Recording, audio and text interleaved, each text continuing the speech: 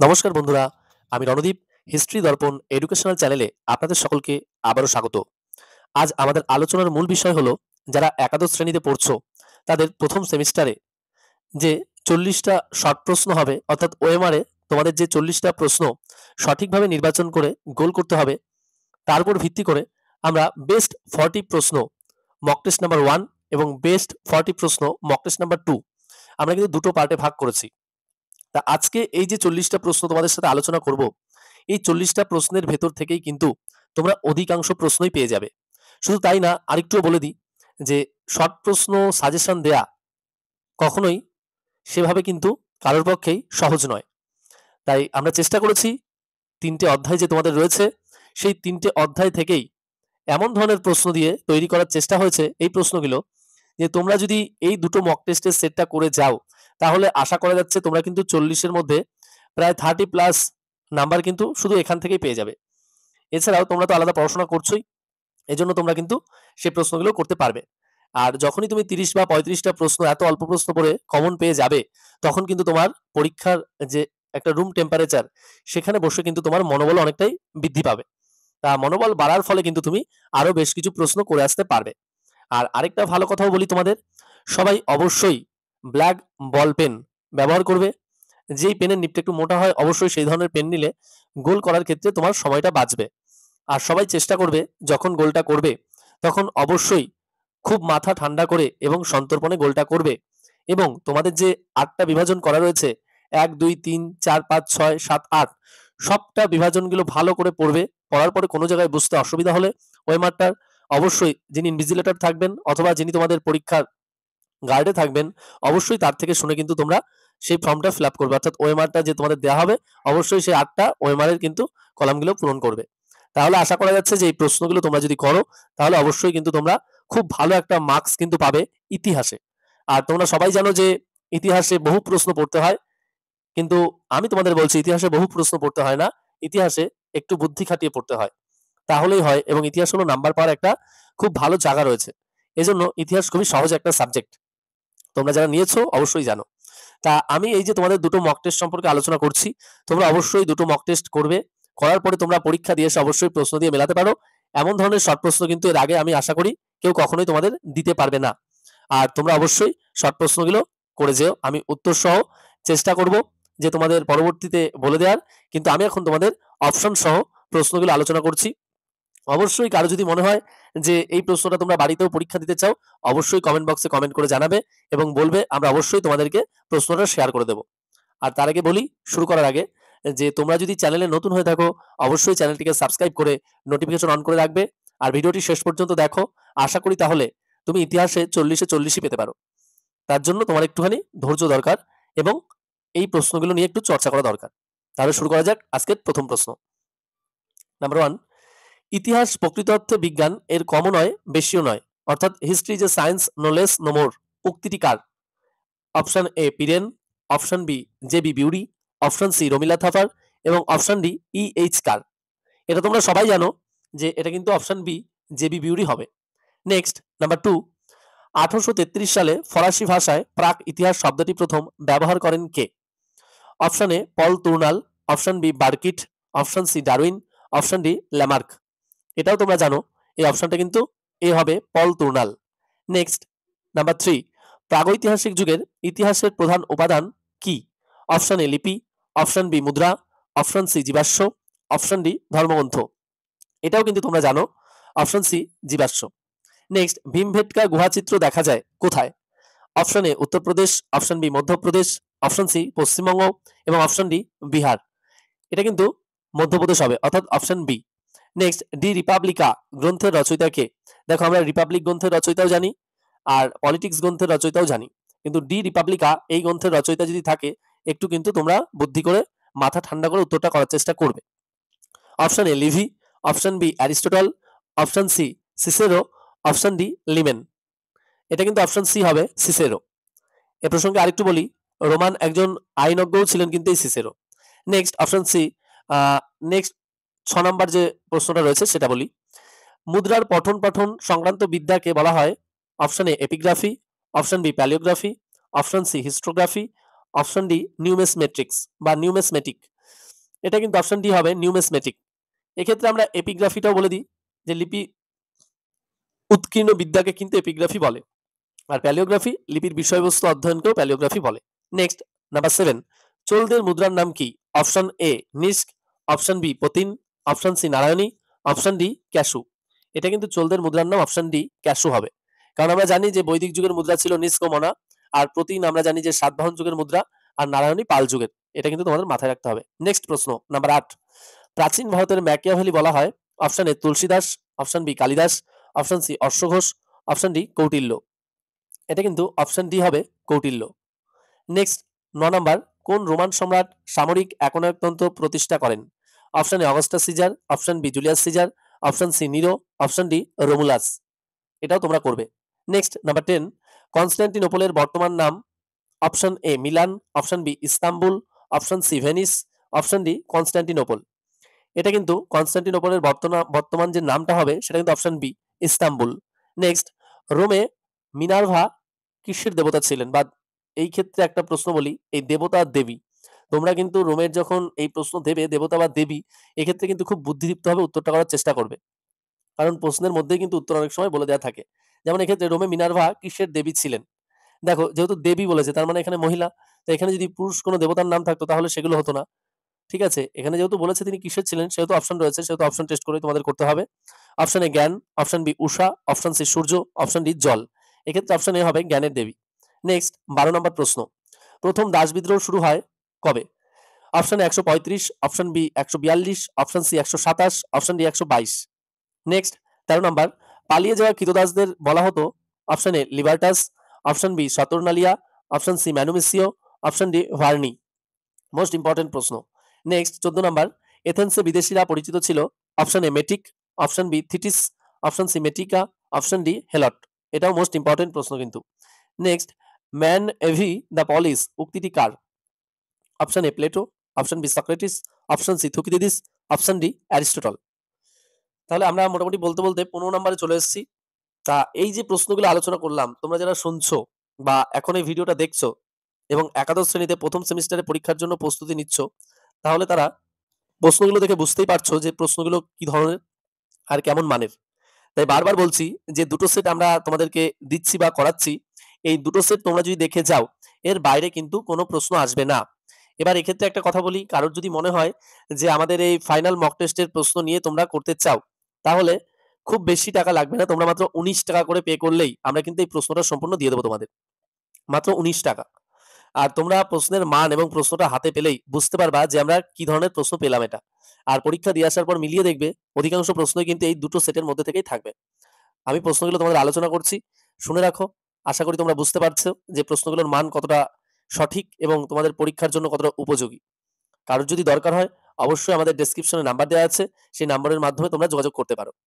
Next 16 নম্বর প্রশ্ন, Olympic খেলা প্রথম শুরু হয়েছিল গ্রিসে কবে?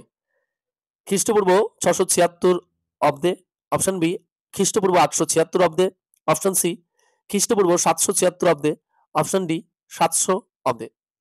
নেক্সট 17 নাম্বার, তৃতীয় বৌদ্ধ সংগীতি কোথায় অনুষ্ঠিত হয়? অর্থাৎ বৌদ্ধ যে সম্মেলন সেটাকে কিন্তু সংগীতিও বলা হয়।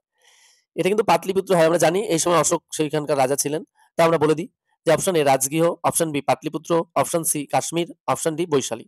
নেক্সট 18 নম্বর প্রশ্ন, রামায়ণে কতগুলি জনপদের উল্লেখ আছে? Option A 16, option B 18, option C 25, option D 27।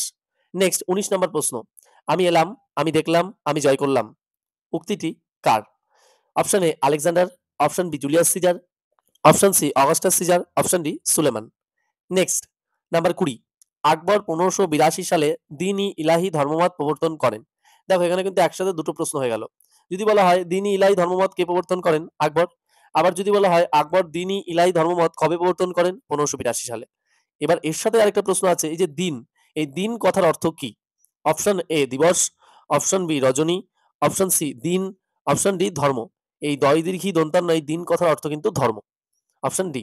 Next 21 নম্বর প্রশ্ন, ভারতের রক্ষাকর্তা বলা হয় কাকে? Option A Samudragupta, option B Skandagupta, option C দ্বিতীয় Chandragupta, option D Kumaragupta. Next number 22, Pausanias সেনাপতি ছিলেন কোথাকার? Option A Sparta, option B Thebes, option C Athens, option D Delos. Next 23, প্রাচীন ভারতের সর্বপ্রথম কোন শস্য চাষ হতো? অপশন এ ধান, অপশন বি গম, অপশন সি জব এবং অপশন ডি তুলা। এক্ষেত্রে কিন্তু অপশন সি জব হবে। Next number 24, radio carbon dating পদ্ধতির আবিষ্কর্তা কে? Option A Sahni, option B Libby, option C Darwin, option D জাডিস। এটা কিন্তু উইলিয়াম ফ্রাঙ্ক লিভি, অর্থাৎ ফ্রাঙ্ক লিভি হবে এটা রেডিও কার্বন ডেটিং পদ্ধতির আবিষ্কর্তা। নেক্সট নাম্বার 25, প্রাচীন প্রজাতান্ত্রিক রোমে শাসন ব্যবস্থা নিয়ন্ত্রণ করত কারা? অপশন এ নাগরিক, অপশন বি সম্রাট, option C senate, option D অনাগরিক। এটা কিন্তু সিনেট হবে, অপশন সি। নেক্সট 26, দক্ষিণ ভারতে অবস্থিত মহাজন পদটি হলো মোস্ট ইম্পর্টেন্ট, যেটা গোদাবরী নদীর তীরে অবস্থিত। তোমরাই বলবে উত্তরটা। First option A Anga, option B Magadha, option C Asmaka, option D Kosala. Next 27, পাহাড়ের শিখরে অবস্থিত পলিসটি পরিচিত ছিল? Option A octopolis, option B acropolis, option C Persepolis, option D agora. Next 28, উত্তর ভারতের প্রথম ঐতিহাসিক রাজা হলেন? Option A Bimbisara, option B Ajatashatru, option C Bindusara, option D Ashoka. Most important কিন্তু আমি বারবার বলছি, তোমাদের এই যে পুরো দুটো সেট নিচ্ছি, তোমরা পরীক্ষা দিয়ে আসার পর দেখবে হুবহু প্রশ্ন আছে, এটুকু বলে দিলাম।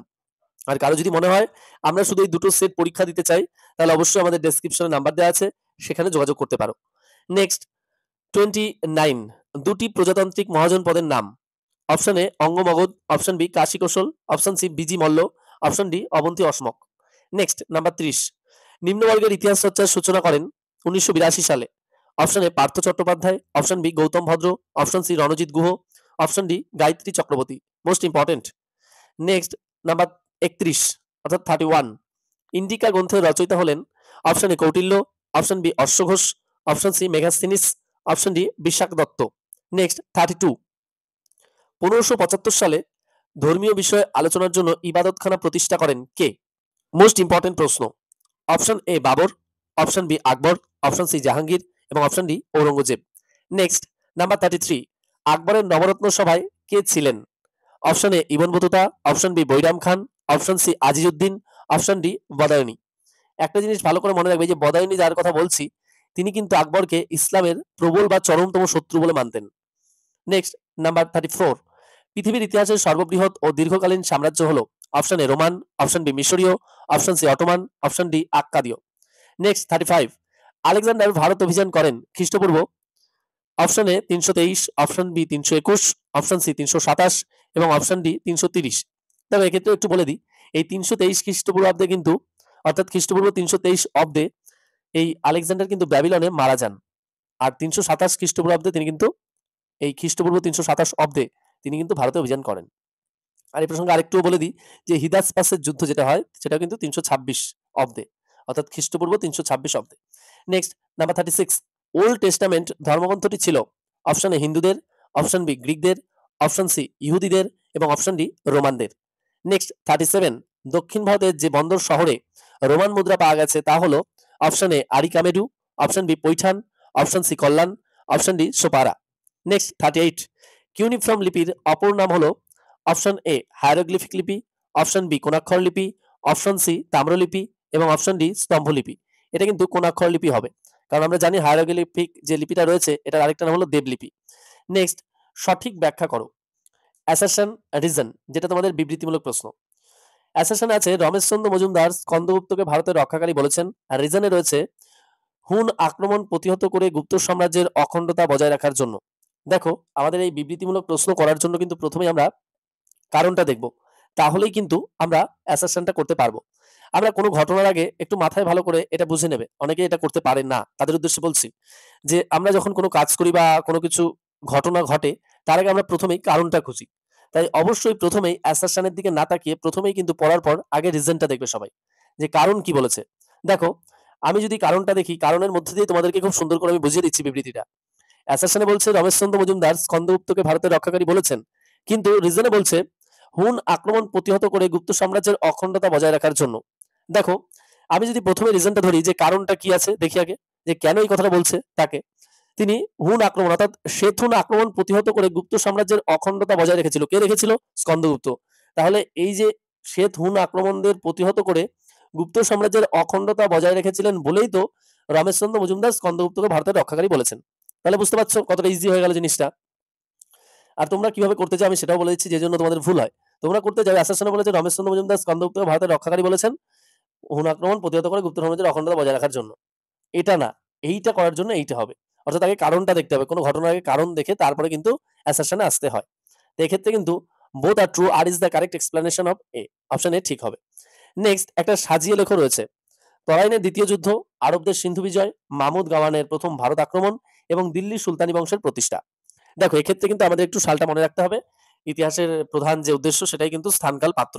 স্থান অর্থাৎ কোথায় ঘটেছে, পাত্র মানে সেই সমসাময়িক বা সেই সময় কে ছিল বা কোথায় হয়েছে সেটা, এবং তার পাশাপাশি যে কবে ঘটেছে ঘটনাটা, কিসের উপর নির্ভর করে ঘটেছে, কি ঘটেছে, এই বিষয়গুলো মাথায় রাখতে হবে। তা প্রথমে আমরা যদি দেখি যে তরাইনের দ্বিতীয় যুদ্ধ, এটা কিন্তু 1192 সালে। আমরা যারা তরাইনের প্রথম যুদ্ধ পড়েছি মোহাম্মদ ঘুরি ও পৃথ্বীরাজ চৌহানের মধ্যে 1191, তাহলে আমরা কিন্তু দ্বিতীয় তরাইনের যুদ্ধও পেরে যাব যে 1192। আর নেক্সট আরবদের যে সিন্ধু বিজয়, এটা কিন্তু 712 সালে বা 712 খ্রিস্টাব্দে। মাহমুদ গাওয়ানের প্রথম যে ভারত আক্রমণ 1001, কারণ আমরা জানি 1026 খ্রিস্টাব্দে তিনি সোমনাথ মন্দির লুণ্ঠন করেন গুজরাটের। আর নেক্সট যে দিল্লি সুলতানি বংশের প্রতিষ্ঠাতা আমরা জানি কুতুবুদ্দিন আইবক 1206 সালে প্রতিষ্ঠা করেন। তাহলে এইভাবে যদি তোমরা সাজাও তাহলে দেখবে প্রথম হবে আরবদের সিন্ধু বিজয় 712, তারপর আসবে মাহমুদের প্রথম ভারত আক্রমণ 1001, তারপরে তরাইনের দ্বিতীয় যুদ্ধ 1192, তারপর দিল্লি সুলতানি বংশের প্রতিষ্ঠা 1206। তাহলে আশা করি যে 40টা প্রশ্ন তোমাদের আলোচনা করলাম তোমরা বুঝতে পেরেছো। আর ভিডিওটি যদি ভালো লেগে থাকে অবশ্যই লাইক করবে, এবং তুমি যদি চ্যানেলে নতুন হয়ে থাকো অবশ্যই চ্যানেলটিকে সাবস্ক্রাইব করে নোটিফিকেশন অন করে রাখবে। এবং আরো কি কি ধরনের তথ্য দিলে তোমরা আরো বেশি উপকৃত হবে অবশ্যই কমেন্ট বক্সে কমেন্ট করে জানাবে। আর অবশ্যই এই দুটো মক টেস্ট দিতে কিন্তু তোমরা ভুলো না পরীক্ষার আগে, তোমাদের ফাইনাল পরীক্ষার আগে অবশ্যই এই হিস্ট্রি দর্পণে যে দুটো মক টেস্ট সম্পর্কে আলোচনা করা হলো অবশ্যই তোমরা এটা কিন্তু ভালোভাবে দেখে যেও। তোমরা পরীক্ষা দিয়ে আসার পরেই কিন্তু বুঝতে পারবে যে তোমরা কি দেখে গিয়েছিলে। তাহলে তাহলে কিন্তু তোমাদের অনেক একটা ভালো নাম্বার কিন্তু তোমাদের ইতিহাসে উঠবে। এটা কিন্তু তোমাদের মাথায় রাখতে হবে। আমরা নেক্সট দিন আলোচনা করছি তোমাদের দ্বিতীয় ফাইনাল মক টেস্টটা নিয়ে। আজকে ছিল প্রথম ফাইনাল মক টেস্ট, আর নেক্সট দিন আমরা করছি সেকেন্ড ফাইনাল মক টেস্ট। এই দুটো মক টেস্ট তোমরা করলে কিন্তু পুরোপুরি 11 ক্লাসের অধিকাংশই কিন্তু সলভ হয়ে যাবে, আর কিন্তু অসুবিধা নেই তোমাদের। তা আমরা খুব শীঘ্রই চেষ্টা করছি আর দু একদিনের মধ্যেই তোমাদের সেকেন্ড ফাইনাল মক টেস্টটা দেওয়ার জন্য। দেখা হচ্ছে পরের ভিডিওতে। সকালে ভালো থাকবে। ভিডিওটি সম্পূর্ণ দেখার জন্য অসংখ্য ধন্যবাদ।